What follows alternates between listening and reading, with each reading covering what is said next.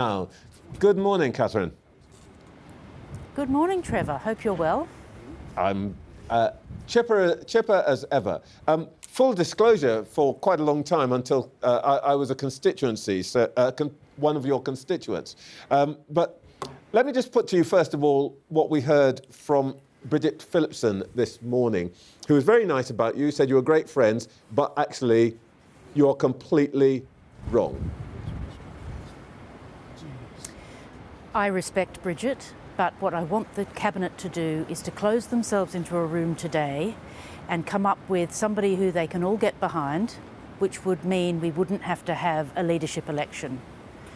And if that can happen, then we can have a very quiet transition without upsetting anybody, without having to go to all of the members, and we could have that. Now, I'm a very fair person. The Prime Minister is going to actually respond tomorrow, which is nice of him because the election was on Thursday and tomorrow's Monday, and I would have expected a response earlier than this. But once I've listened carefully to what he says, I will be demanding a timetable for an orderly transition, and the chair of the party has to take this request seriously because we've only really got 2 years to turn around the Labor message, to get it out there and to win back working people and to give them confidence that the Labor Party is on their side. Well, let me just, if I may, bring you up to date on one thing. Bridget Phillipson, I said to her, when is the meeting of the Cabinet going to happen? And she said, there will be no meeting of the Cabinet. We are not going to do this. So I think you can forget the idea that the Cabinet is going to come anywhere near what you want it to do.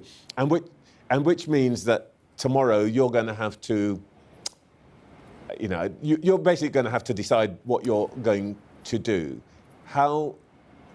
What are your thoughts now? I think that level of Trevor, if I could just say, that level of inertia in the face of the election defeat that we saw on Thursday is a disgrace.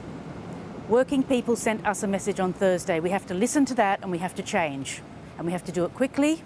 We have to lay out a timetable and we have to turn this ship around so that by the time we come to face reform, this is a party that gets given £5 million for doing nothing except being reform. There's so many questions we have about that party. We need to take them on. We need to prove that we deserve to lead this country, that we have got fairness at our heart, and that we're not thinking about ourselves as cabinet ministers or ourselves as MPs, but we are putting working people first. That is our first duty, to serve the people of this country. That is why the Labor Party was formed, to serve working people. And I want to see a little bit more grit from the members of the Cabinet to hold to account the leader, to get round that Cabinet table, to close that door and to elect a leader so that we don't have to go through a leadership election. If the Prime Minister's speech is not up to scratch tomorrow, and I'm very fair, I will listen to the Prime Minister's speech, but if it's not up to scratch tomorrow, then I'm afraid I will have to take action, which means emailing my colleagues from the Parliamentary Labor Party to request their support and getting the 81 names which are necessary. I should also tell you that I have probably one of the great experts on the Labour Party and its doings in the studio with me, Patrick Maguire, and he says that you don't need the 80 to start a process. You may need 80 to get on the ballot, but the minute you tell the party authorities that you want to challenge the leader, it will start. Are you really ready for that? I'm a fair person. I want to give the chair of the party, who is a friend of mine, an opportunity to take control and to provide a timely timetable so that we can all have a secure knowledge about when we will have a new leader of the Labor Party to take us into the next very difficult 2 years, facing up to a new electoral threat. It's no good asking our people like Gordon Brown, Harriet Harman, who I adore, but we've got to be more energetic and we've got to modernise, and we need a fresh approach to take on this electoral threat.